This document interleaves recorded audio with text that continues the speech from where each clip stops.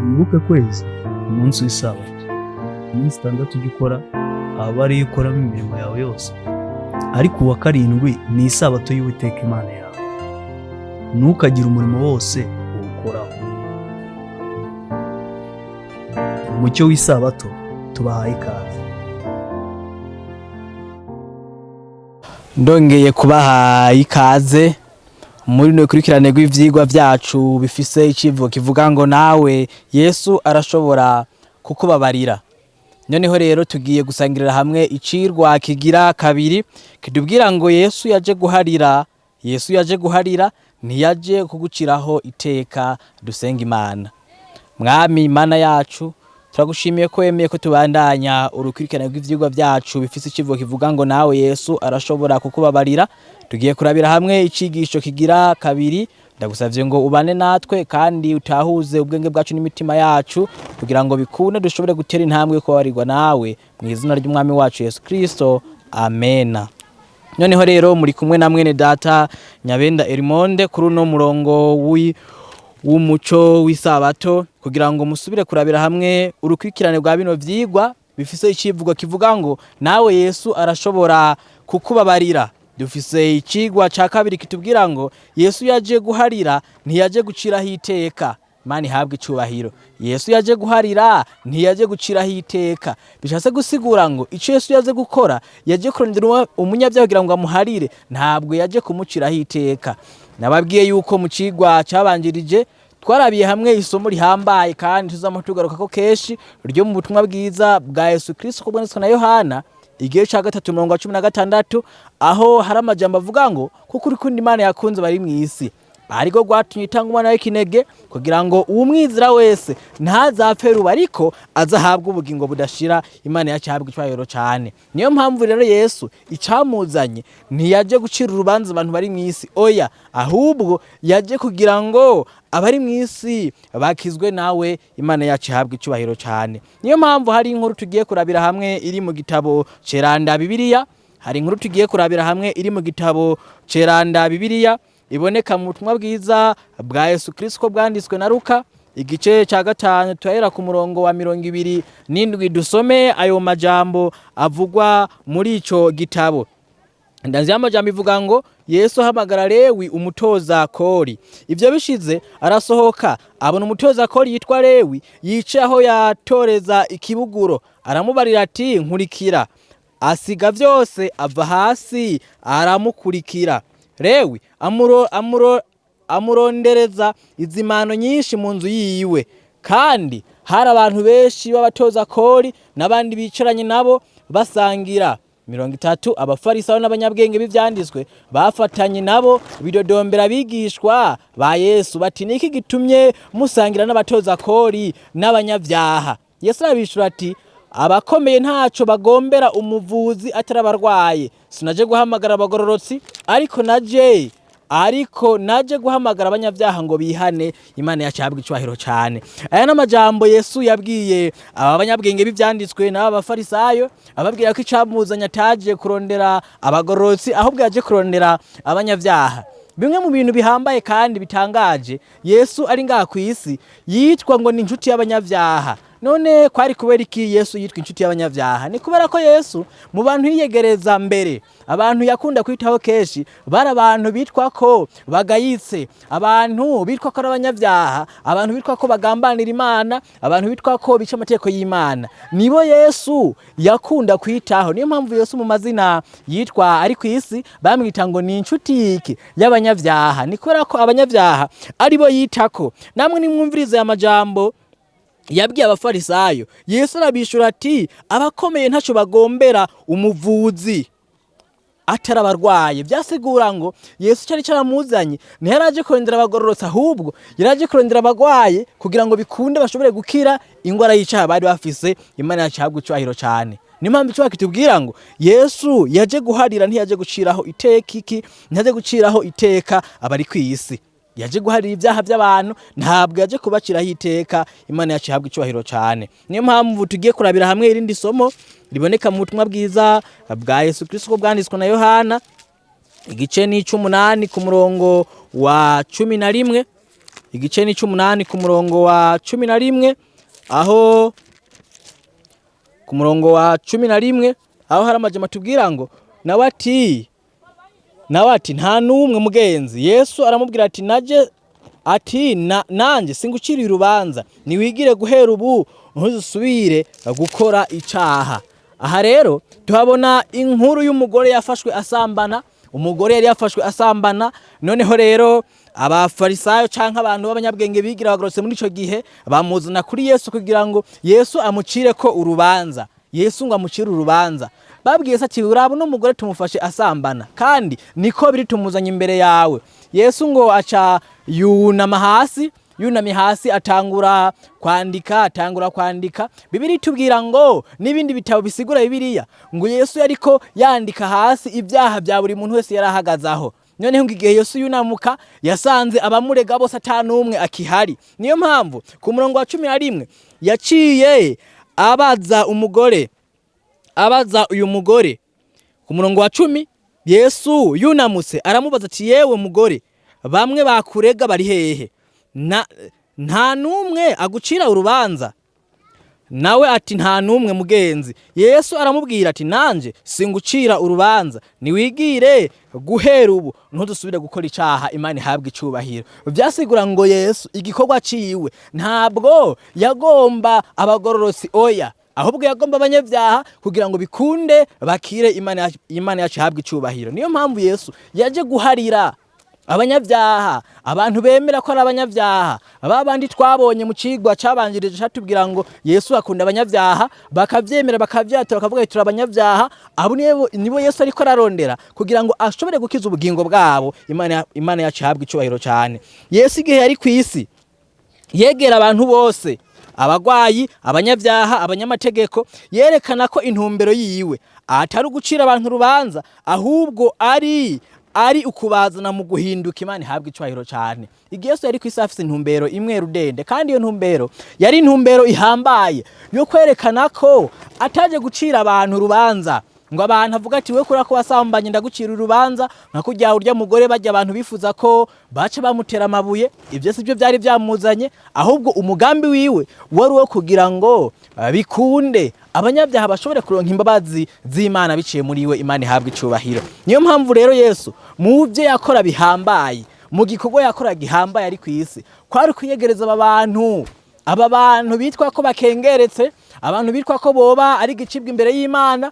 Abo Yesu nibo yiyegereza kandi akaba inshuti zabo. Niyo mpamvu Yesu yakunda kwitwa ngo ni inshuti y'abanyabyaha. Imana yacu turwanire cyane. Iyi mvugo yarakunda gukoreshwa kuri Yesu, atujya n'inshuti y'abanyabyaha, kubera ko nibo bantu yiyegereza cyane kugira ngo ashobore guhindura imibereho yabo, ashobore guhindura imikorere yabo, na cyane cyane abazane kuri we ahindura ubuzima bwabo. Imana yacu ihabwe icubahiro cyane. Niyo mpamvu intumbero yiwe ntihari gucira urubanza abantu bari kwisi, oya, ariko kwari uguhindura ubuzima bwabo biciye mu kumwizera, bakizera ijambo ryiwe, hama nabo bagahinduka mu mibereho yabo. Imana ihabwe icubahiro cyane. Akarorero, nuno mugore maze kubabwira yafashwe asambana, ntabwo Yesu yafashe umwanzuro wo kumuciraho iteka ati noneho rero nibamutere amabuye, ahubwo Yesu yagombye guhingura ubuzima bwiwe, ubugingo bwiwe, amubwira ati noneho rero ko hatabonetse n'umwe asigara ngaha akurega ngo agucire urubanza, niwigire, atariko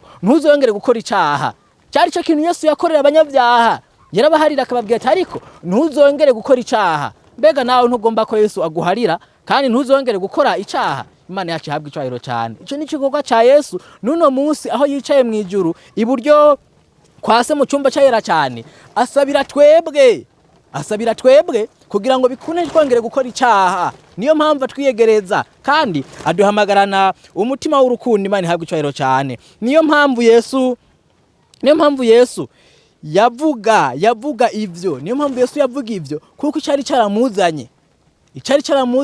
Twamaze kubona isomo ryavuga ngo Yesu ntiyazanywe no kurondera abagororotsi, kandi yaje kurondera abakomeye atari abagwaye, abo yagomba gukiza. Imana yacu ihabwe icubahiro cyane. Niyo ntumbero ya Yesu rero kugira ngo ashobore gukiza umunyabyaha. Niyo ntumbero ya Yesu kugira ngo ashobore gukiza umunyabyaha. Rwa rukundo twabona muri ca cigwa catubanziriza rwatumye Yesu aza ku isi, niko rwatuma Yesu yari ku isi yiyegereza abanyabyaha atari abagororotsi, ahubwo aribo yiyegereza. niyo mpamvu hari amajambo tugiye gusoma muri ca gitabo nababwira tuzorabira hamwe. Nico gitabo tuzorabira hamwe, tuzokura nk'amajambo menshi atandukanye muri iki gitabo gutumbera Yesu. Tuzabira hamwe amajambo atandukanye kandi afise uburemere kuri twebwe. Niyo mpamvu mu cigwa tugiye kurabira hamwe muri iki gitabo ni urupapuro rwa gatanu. Ni urupapuro rwa gatanu muri ca cigwa ngene kitubwira ngo urukundo Imana ikunda abantu. Hari amajambo ahambaye tugiye gusomera hamwe avuga ngo ibyo yakora byose vyakomoka ku rukundo n'impuhwe. Imana ihabwe icubahiro. Yari afise umutima mwiza wo gukunda abana b'abantu. Yesu yari afise umutima mwiza wo gukunda abana b'abantu. Nico cyatuma umuntu bamuzanye imbere yiwe ngo bamuhane kubera ko yakoze icyaha, ntabwo yiyumvira ubwiye ko agomba guhanwa. Oya, ahubwo Yesu yagomba ko uwo muntu agomba guhabwa imbabazi, akababarirwa, akagirirwa ubuntu, nawe akakira ubugingo bushasha biciye mu kumwizera. Niyo mpamvu ngo ibyo yakora byose yabikorana urukundo n'impuhwe. Yari afise umutima mwiza wo gukunda abana b'abantu. Yafashe kamere y'abantu kugira ngo aronke uburyo bwo kubakuramwo ubworo. Imana ihabwe icahiro cyane. Kugira ngo Yesu bikunde yegereza umuntu, yafashe intambwe yo kwemera gusiga ubwiza bwiwe. Yemera guhinduka umwana w'umuntu kugira ngo bikunde ashobore kuronka ingene akiza umunyabyaha. Yesu ntabwo yemeye kugumira ku vyubahiro, ntabwo yemeye kugumira ku bumana bwa se. Oya, ahubwo yafashe umwanya yemera guhinduka umuntu kugira ngo bikunde ashobore kwiyegereza abanyabyaha. Niyo mpamvu mu gitabo Paulo yandikiye ab'Ifilipi igihe ca 2 guhera ku murongo wa 5 indanzi y'amajambo itubwira ngo uko Yesu yatubereye akarorero. Umurongo wa 5 tubwira ngo mugire wa mutima muri mwebwe wari muri Kristo Yesu, uwo naho yari asanga ishusho y'Imana, ntiyiyumviriye ko yuko kuringanira n'Imana ari ikintu cyo kumirako. Ntiyumviye ko kuringanira n'Imana ari ikintu cyo kumirako, ariko yisiga ubusa, yabira ishusho y'umugurano, acikusa n'abantu, kandi abonetse afite ishusho nk'iy'umuntu, yicisha bugufi, araganduka no gushitsa ku rupfu, kandi urupfu rwo kumusaraba. Imana ihabwe icubahiro cyane. Yesu rero kugira ngo bikunde ashobore kwiyegereza abanyabyaha, babandi yabwira ati ndaguhariye ibyaha byawe, babandi yabwira ati ntugende ntuzongere gukora icaha, byasabye ko yemera gusiga ubumana bwiwe mu ijuru. Twabonye ko Yesu yasanzwe ari Imana kandi yarasanzwe ari umuremyi wa byose, nk'uko tubisoma mu gitabo Ubutumwa bwiza bwa Yesu Kristo bwanditswe na Yohana. Ubutumwa bwiza bwa Yesu Kristo bwanditswe na Yohana igice ca mbere.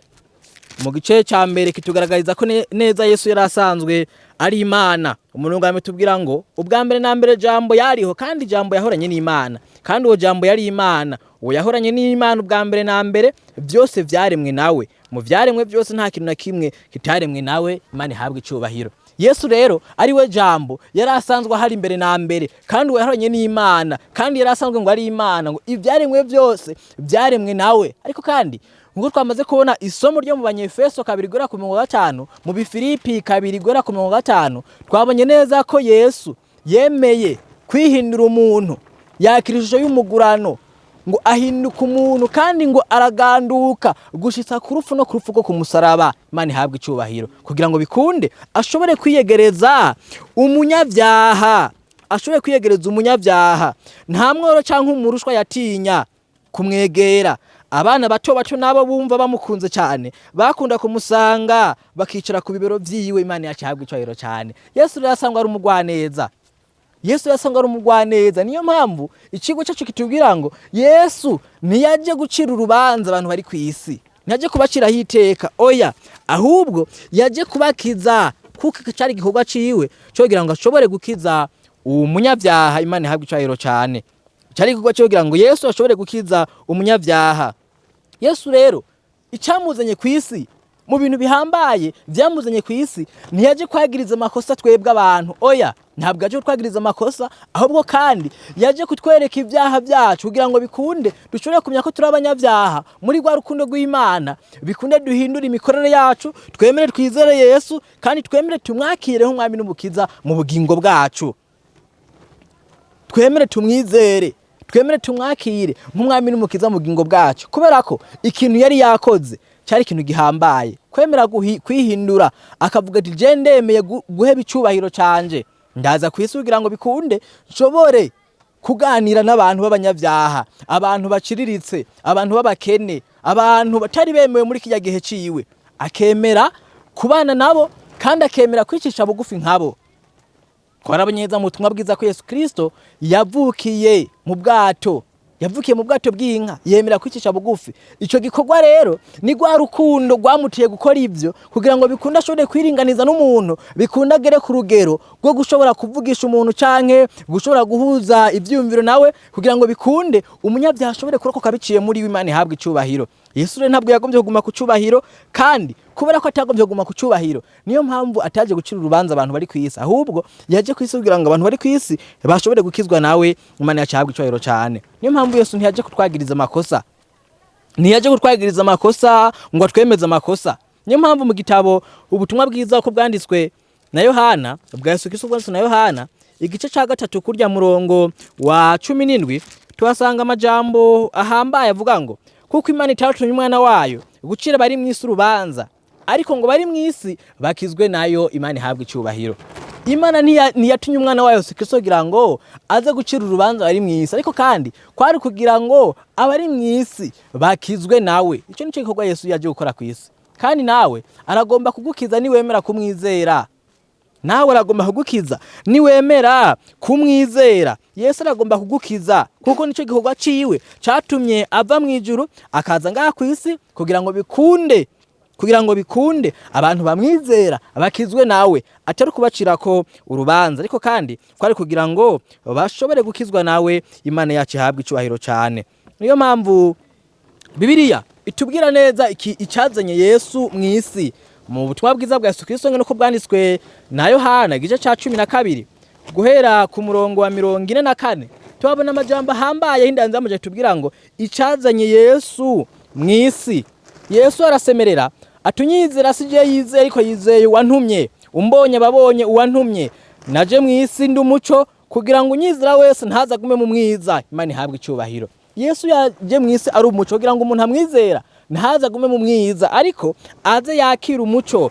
Ariko nihagira uwumva amajambo yanje ntayazigame, sije ndamucira kwiteka, kuko ntazanywe no gucira kwiteka isi, ariko nazanywe no gukiza isi. Imana ihabwa icubahiro cyane. Twamaze kumva indangura kintu yicazanye Yesu mu isi, ko atari gucira ko iteka abantu, ariko kandi kwari kugira ngo abantu bikunde bashobore kumwizera.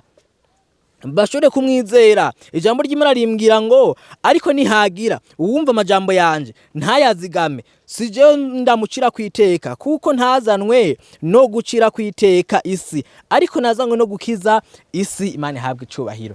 Igikorwa ca Yesu rero kwari kugira ngo ashobore gukiza isi mu buryo bwuzuye, abemera kumwizera bashobore kwakira imbabazi z'Imana, kandi bashobore kugirirwa ubuntu, bashobore kugirirwa amahirwe yo kuzobona ubwami bw'Imana. Ariko uganya ntiyemera amajambo yanje ari nikizomutsindisha. Ijambo navuze niryo rizomutsindisha ku munsi w'umuhero, kuko ivyo nabivuze mvyigene, ariko Data yantumye niwe yangeze ivyo nkwiye kuvuga n'ivyo nkwiye gusigura. Kandi ndazi yuko ivyo yageze ari ubugingo budashira, nuko ivyo mvuga mbivuga nkuko Data yambariye. Imana ihabwa icubahiro cyane. Ico rero Yesu agenera abantu bose bemera kumwizera, babandi bemera guca bugufi munsi y'ibirenge vyiwe, babandi bemera ko ari abanyabyaha, babandi bamaze kwemera mu mitima yabo bakaba aboro, kuko Yesu yavuze ngo harahiriwe aboro mu mitima yanyu ko ubwami bwo mwijuru ari ubwabo. Aboro mu mitima yabo ko ubwami bwo mwijuru ari ubwabo. Babandi bemera rero gucika aboro, bakemera ko ari aboro mu mitima yabo, bakemera ko ari abanyabyaha, abo Yesu aca bagenera ubugingo budashira, kuko bamaze guca bugufi mu mitima yabo. Imana ihabwa icubahiro cyane. Niyo mpamvu umunyezaburi hari amajambo avuga kuri iyo ngingo. Zaburi 103 hari amajambo umunyezaburi avuga ku iyo ngingo. Zaburi 103 umurongo wa 12 umunyezaburi avuga amajambo ahambaye kuri iyo ngingo. Zaburi 103 ku murongo wa 12 avuga ngo nk'uko iburasirazuba hitanguye iburengerazuba, uko niko yashize kure ibicumuro byacu, nk'uko se w'abana abagirira akagongwe, niko uhoraho akagirira abamwubaha. Imana yacu ihabwe icyubahiro cyane. Uhoraho agirira akagongwe abantu bamwubaha, kandi ntabwo yongera kwibuka ibyaha byabo, kubera ko Yesu uwababariye ibyaha byiwe arabyibagira na ntaryo. Yaje guharira, ntiyaje guciraho iteka. Imana ihabwe icyubahiro. Yesu yaje guharira, ntiyaje guciraho iteka. Niyo mpamvu nawe ukeneye izo mbabazi ziwe, niyo mpamvu nawe ukeneye izo mbabazi ziwe.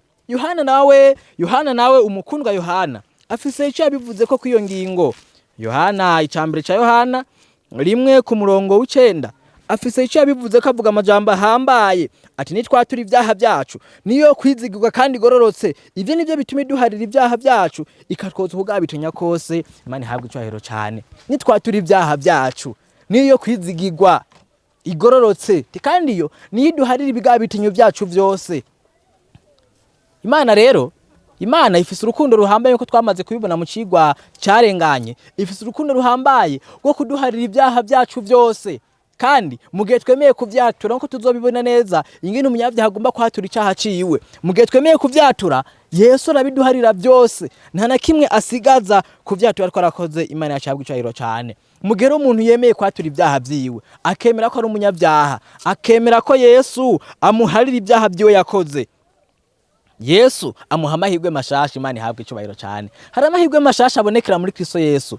Mugenzi uriko urankurikirana, hari amahirwe mashasha abonekera muri Kristo Yesu, kandi nawe ndagomba ngo uyakire, kubera ko ayo mahirwe niyo twebwe abana b'Imana dukeneye.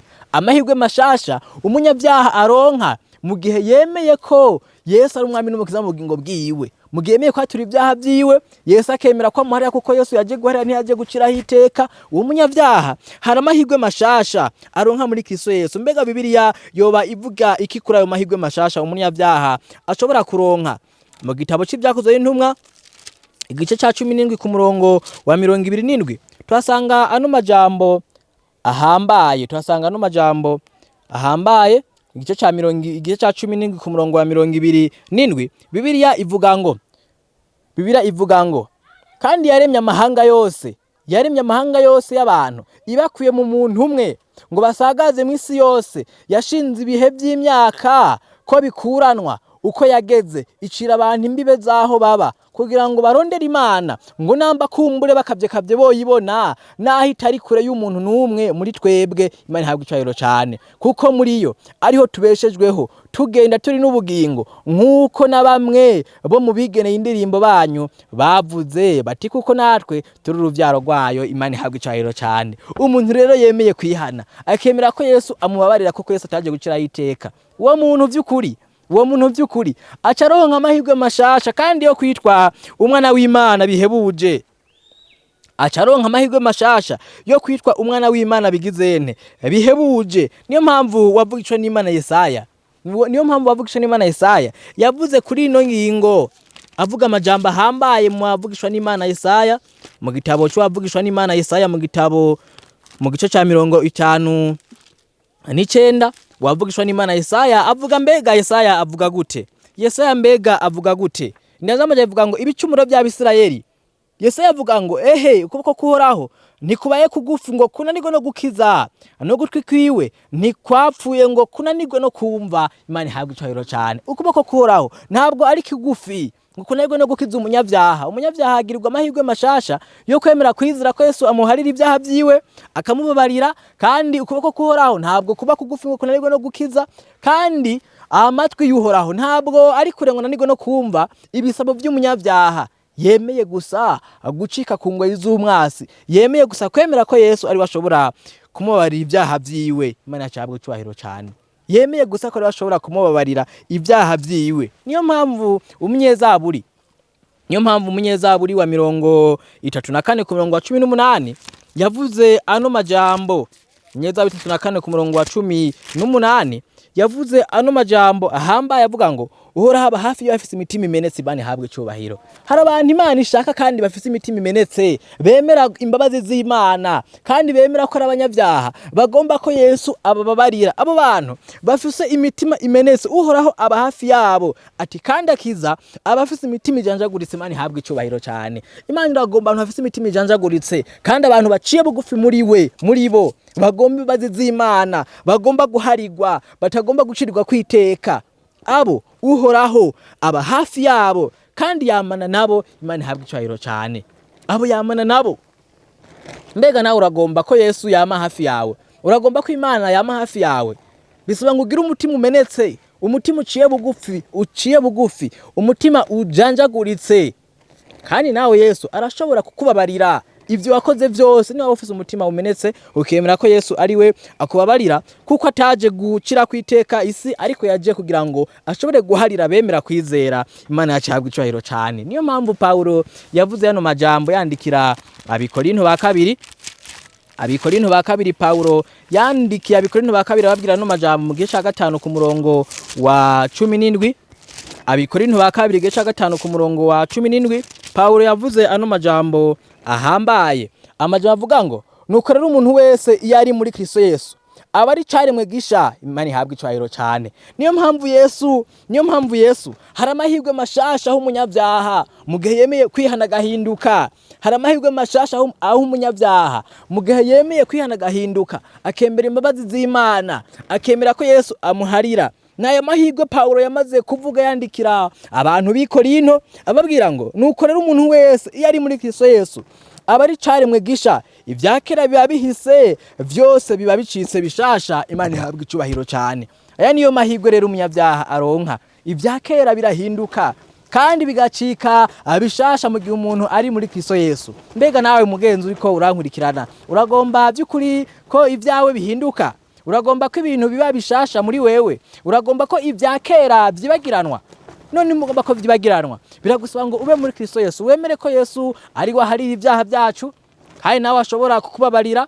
Kandi Yesu ataje guciraho iteka isi, ahubwo yaje kugira ngo abanyabyaha bashobore kuronka imbabazi kubwiwe. Nawe Yesu arashobora kukubabarira, kandi Yesu ntiyaje guciraho iteka, ahubwo yaje guharira ibyaha abantu bose bemera kumwizera. Imana yacihabwa icyubahiro cyane. Niyo mpamvu nta guciraho urubanza. Yesu nta guciraho urubanza. Yesu ntaciraho urubanza umuntu yemeye kwihana by'ukuri. Umuntu yihanye by'ukuri ntabwo Yesu amuciraho urubanza. Eka namba, ntabwo Yesu aciraho urubanza umuntu yihanye by'ukuri. Ntabwo Yesu aciraho urubanza umuntu aciye bugufi by'ukuri akemera imbabazi ziwe. Oya, uwo Yesu ntabwo amuciraho urubanza. Niyo mpamvu Paulo yavuze mu gitabo cy'Abaroma igice 8, Abaroma igice 8 guhera ku murongo wa mbere. Umurongo wa mbere uvuga ngo nuko rero none habari muri Kristo Yesu nta rubanza ruzobatsinda. Imana ihabwe icyubahiro. Abantu bari muri Kristo Yesu by'ukuri, babandi barose ubugingo bushasha, babandi Yesu yahaye amahirwe mashasha, ntabwo urubanza ruzobatsinda. Oya, ahubwo babara abanyamahirwe. Imana ihabwe icyubahiro. Babara abanyamahirwe. Mbega nawe usigaje kugira ngo wemere ko imbabazi z'Imana zihari ku bwawe, kugira ngo bikunde ushobore kugira amahirwe yo kudashobora gutsindwa n'urubanza rw'Imana. Abari muri Kristo Yesu nta rubanza ruzobatsinda. Kandi Paulo yakomeje avuga kuri iyo ngingo nkuko turiko turabisanzura mu byanditswe vyera mu gitabo c'Abaheburayo igice 8 ku murongo wa 12.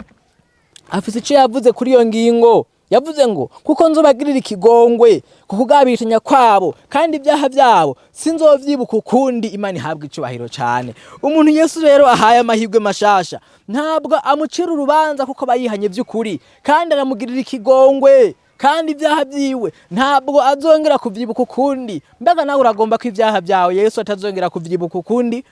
Uragomba ko ibyaha byawe Yesu atazongera kuvyibuka ukundi? Nuze rero kugira ngo bikunde ushobore guhabwa imbabazi z'Imana. Ntabwo ibyaha byawe Yesu azongera kuvyibuka ukundi.